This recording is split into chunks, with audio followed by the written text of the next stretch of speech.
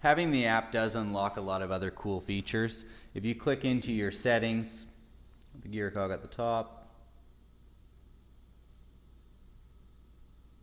not only can we change our system mode, our fan mode, the humidity, the ability to run a schedule, to adjust our weekly schedule, even have the ability to have multiple remote sensors, the filter life or expectancy, to apply settings to multiple thermostats under your app, or to even share control over this thermostat with other app users.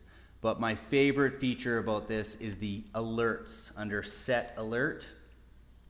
From here you have the ability to have a filter change reminder. If the thermostat has noticed it's taking a long time to cool a space down, it can alert you. If the heat has failed, if we have high heat set points or high temperature set points, low cool set points, or even low temperature is lower than what its minimum threshold is. And the nice part about that is you can actually have it send you alerts to your email or an alert using the app on the phone.